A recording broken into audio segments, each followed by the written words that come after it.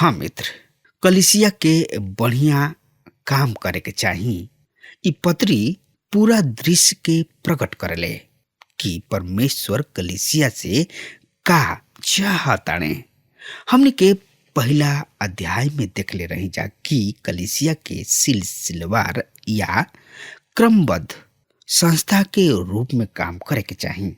एकरा बाद हमनी के देखले रही जा कि कलिसिया के सिद्धांत सब में पक्का होखे के चाही और हमनी के देखे के कि कलिसिया के बढ़िया काम करे के चाही।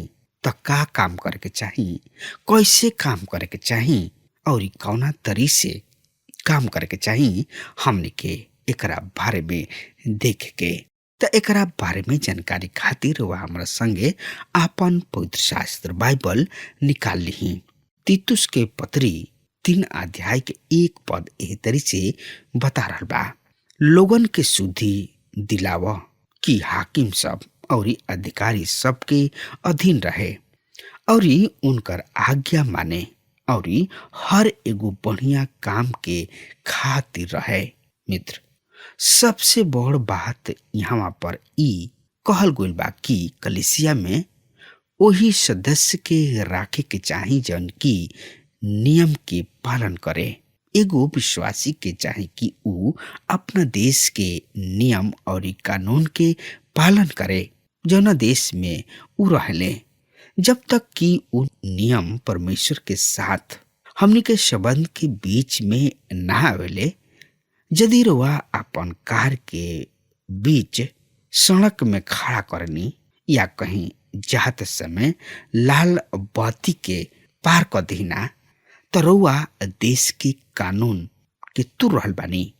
ऐसना समय में हमनी के अपना देश के कानून के समान करे के चाही तथा हाकिम सब और अधिकारी सब के अधीन रहे के चाही। अब सवाल यहाँ ई उठाता कि ऐसना समय पर विश्वासी सब के का करे के चाही जब हमनी के देश के कानून हमनी के कर्तव्य और परमेश्वर के संबंध के बीच में आवेले। उदाहरण के तौर पर यदि एगो आदमी मिलिट्री में भर्ती होता त का ओकरा युद्ध भूमि में जाए के चाही, दुश्मन सबके मारे के चाही या ना? हमरा समय में हम रउआ से इहे कहे चाहतानी, रुआ अपना हाकिम सबके और अधिकारी सबके अधीन रही। ई आज्ञाकारिता कोनो मनुष्य के प्रति ना बल्कि रुआ अपना ऑफिस के एगो प्रतिनिधि के रूप में पेश कर रहल बानी। रुआ के अपन वर्दी के भी आदर मान मर्यादा करे के चाही। मित्र, यहाँ पर इस सवाल उठता कि मसीही सबके राजनीति में होखे के चाही या ना होखे के चाही। हम विश्वास करतानी कि व्यक्तिगत रूप से आदमी आजाद बने कि ऊ राजनीति में जाए या ना जाए, लेकिन हम एगो बात जरूर विश्वास करीना कि कलिसिया के राजनीतिज्ञ ना होके के चाही। यदि रुआ कलिसिया में पवित्र आत्मा के काम गहराई से होई तो पवित्र आत्मा कुछ ही प्रत्येक आदमी के अगुवाई करी। हम तो इहे कह चाहब कि कलिसिया के राजनीति में शामिल ना होके के चाही, बल्कि प्रत्येक बढ़िया काम के खातिर काम करे के चाही। दूसरा शब्द में कहल जाओ, बल्कि प्रत्येक बढ़िया काम के खातिर रहे के चाही। मित्र, तीतुस के पत्री 3 अध्याय के 2 पद ए तरी से बता रहल बा, सुनि ध्यान से। केहू के बदनाम ना करे, झगड़ालू ना होके, पर कोमल स्वभाव के होके और सब मनुष्य के साथ बड़ा ही नम्रता के साथ रहे। मित्र, केहू के बदनाम ना करे, केहू के चरित्र पर दाग लगावे वाला हमनी के ना होके के चाही कि केहू पर बदनामी के दाग लगाई। हमनी के बेकार के गप सप ना करे के चाही। ऐसन कइल गोइल बाकी जौन कुछ भी रुआ सुनतानी वो सब में से सब बात पर विश्वास नहीं कइल जा सकत। बहुत सब बात एगो आदमी से दूसरा आदमी तक पहुँचेले जौना के कोनो प्रमाण नइखे और ना ही होला। एगो पुराना कहावत बा कि यदि रउआ कानाफूसी करब त लोग विश्वास करी हैं। यदि कलिसिया के पास सच्चा प्रमाण बा त यदि कलिसिया के कोनो भी आदमी यदि गलत कर रहल बा त ओकर नाम आवे के चाही, सबके सामने खुलासा होके के चाही। पौलुस अपना समय में कुछ नाम के खुलासा कइले, जैसे पिगेलुस, हर्मोग्नेस, हिमेनुगस, फिलेतुस और सिकंदर ठठेरा आदि। त एकरा बारे में और ज्यादा से ज्यादा जानकारी खातिर रउआ हमरा संगे आपन पवित्र शास्त्र बाइबल निकाल ली और उहमें देखी तीतुस के पत्री 3 अध्याय के 3 पद के हम रउआ सामने साफ साफ पढ़ रहल बानी। काहे कि हम भी पहले निर्बुद्धि और आज्ञा ना माने वाला और भ्रम में पड़ल और रंग रंग के अभिलाषा सब और सुख विलास के गुलामी में रही और बैर भाव और डाह करे में जिंदगी बितावत रही। आज के संसार में जवन की बचल लोग नइखन, ओहनी लोग के एगो दृश्य है। हमने के पुराना जिंदगी के दृश्य है। हमने के मूर्ख, अनाज्ञाकारी, धोखा देवे वाला और अभिलाषा सबके बस में रहे संसारिक जिंदगी जियत रही जा। और पौलुस भी संसारिक जिंदगी जियत रहले, दूसरा सबसे घृणा करत रहले। ई भुलाइल भटकल यानी खोलन के एगो संसार के दृश्य है। यदि रुआ आन जाति के घर में जाइब त असही पाइब। यदि रुआ कोनो व्यापारिक दफ्तर या फैक्ट्री में जाइब त यही चीज के देखे पाइब। अभाग्यवश यह बात आज हमनी के कुछ कलीसिया सब में मौजूद बा। तीतुस के पत्री 3 अध्याय के 4 और 5 पद एह तरी से बता रहल बा। पर जब हमनी के उद्धारकर्ता परमेश्वर की कृपा और मनुष्य सब पर उनकर प्रीति प्रकट भइल त ऊ हमनी के उद्धार कइलन और ई धर्म के काम के कारण ना, जन की हमनी के अपना आप कनी, पर अपना दया के अनुसार नया जन्म के स्थान और पवित्र आत्मा के हमनी के नया बनौला के द्वारा भइल। ई धर्म के काम के कारण ना, जौन की हमनी के अपना आप कनी जा।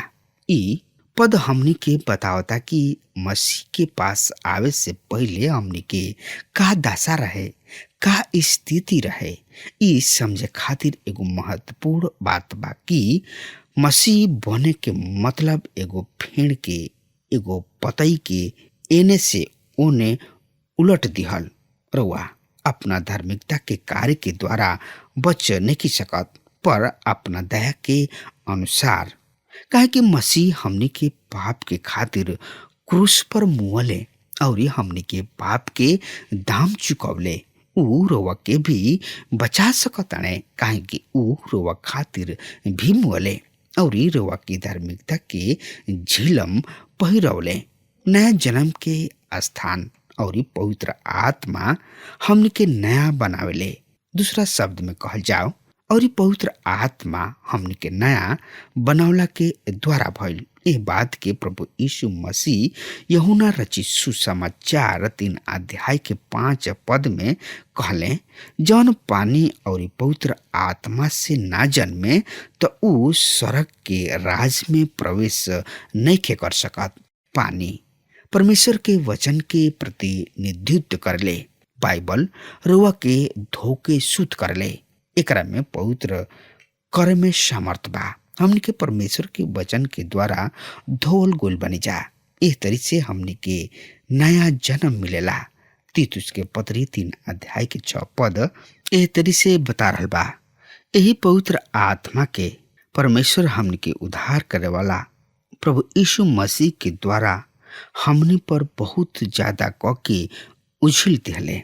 मित्र, जवन कुछ भी हमनी के सोच न जा या मांगी न जा, उ सब उ करे जोग बने।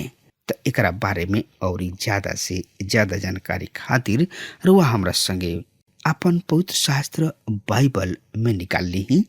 तीतुस के पत्री 3 अध्याय के 7 पद ए तरी से बता रहल बा, जौना से कि हमने के उनका अनुग्रह से धर्मी ठहर के अनंत जिंदगी के आशा के अनुसार वारिस बने।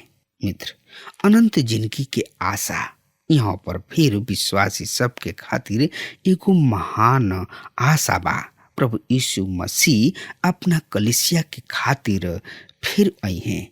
आगे हमने के पावतान जा कि बढ़िया काम वर्तमान और भविष्य के खातिर लाभदायक बा।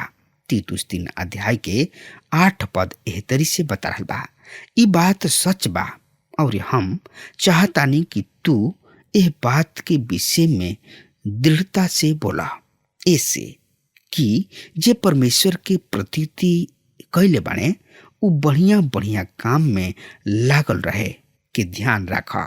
ई बात निमन और मनुष्य के लाभ के खातिर है।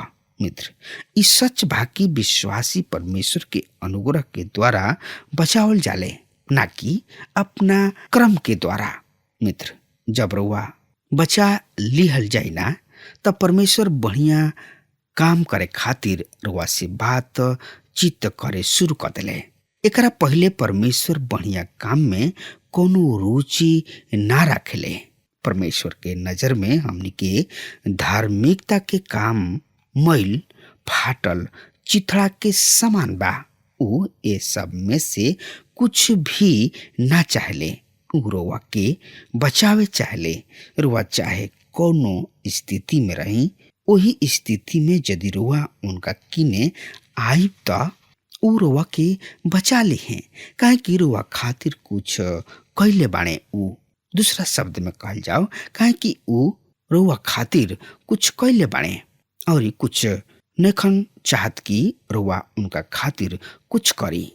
उधार पौला के बाद रुआ परमेश्वर खातिर का करब? परमेश्वर के बच्चा बन जाए के बाद परमेश्वर चाहता कि रुआ निमन काम के करी, प्रभु के वचन के दूसरा तक पहुंचाई। जहां पर प्रभु के वचन नहीं खे पहुंचल, नहीं खे गोइल, वहां पर प्रभु के वचन के सुनाई, समझाई और सिखाई। यही अध्याय के 9 पद और 10 पद एह तरी से बता रहल बा। पर मूर्खता के विवाद सब और वंशावली और बैर विरोध और ओह झगड़ा से जौन की व्यवस्था के विषय में बचल रहा, काहे कि उ निष्फल और व्यर्थ है। कोनो पाखंड के 1-2 बार समझा बुझा के ओकरा से अलग रहा। हमनी के ने ऐसा बहुत से लोग होले जौन की हमनी के अपना साथ कभी भी ना देले, जौन की गलत शिक्षा के पीछे चल देले। तीतुस के पत्री 3 अध्याय के 11 से 14 पद एह तरी से बता रहल बा, ई जान के कि ऐसन मनुष्य भटक गइल बने और अपना आप के दोषी ठहरा के पाप करत रहले। जब हम तोहरा किने अरती मांस या तुखकुश के भेजी त हमरा किने निकोपुलिस आवे वाला के यत्न करिहा, काहे कि हम उहे जाड़ा काटे के ठननी। जेनास व्यवस्थापक और अपुलोस के यत्न करके आगे पहुंचा दा और देख उनका कोनो वस्तु के घटी ना होके पावे और हमार लोग भी आवश्यकता सबके पूरा करे खातिर निमन काम में लागल रहे, सीखे ताकि असफल ना रहे। परमेश्वर चाहले कि हमनी के बढ़िया काम करी जा, पर कैसे करी जा ई हमनी के परमेश्वर से सीखे के बा। आखिरी में पौलुस प्रभु के आशीष के साथ ए पत्री के अंत करतने त तीतुस के पत्री 3 अध्याय के 15 पद एह तरी से बता रहल बा। सुनि ध्यान से, उ सब जे हमरा संगे बाड़न तोरा के नमस्कार करतने। विश्वास के कारण जो लोग हमरा से प्रेम करले उनका के नमस्कार कहा। तोहनी लोग सब केहू पर अनुग्रह होके।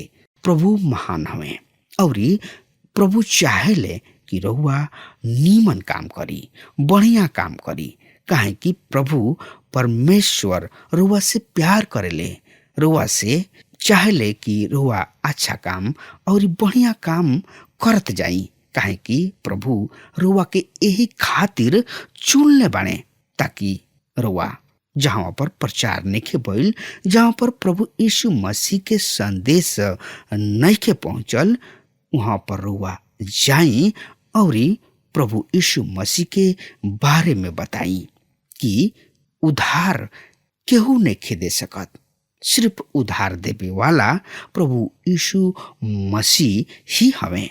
प्रभु यीशु मसीह कहले, मार्ग, सत्य और जिंदगी हम ही हई, बगैर हमरा के केहू स्वर्ग के पास नइखे पहुंच सकत।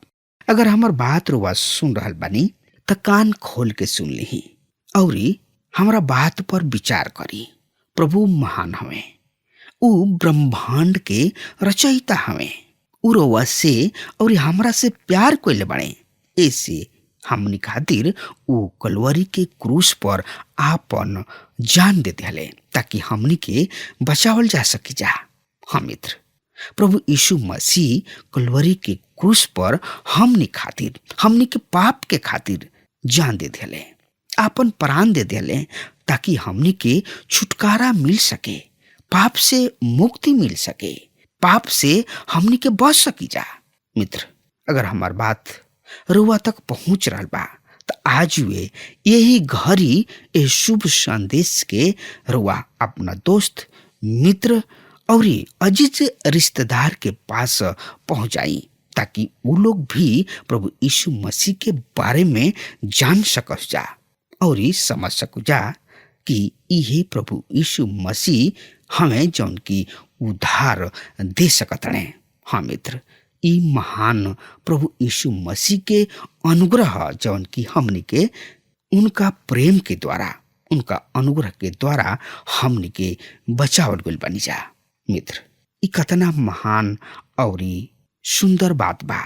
आज वे यही घड़ी प्रभु यीशु मसीह के नाम से रुआ निकल जाई और प्रचार करी कि प्रभु यीशु मसीह महान हवे और उहे मार्ग, सत्य और जिंदगी हमें। अब हमार समय खत्म हो रहा बा, तब तक खातिर हुआ हमरा के आज्ञा दी। परमेश्वर हुआ के बहुते बहुते आशीष देश। आमीन।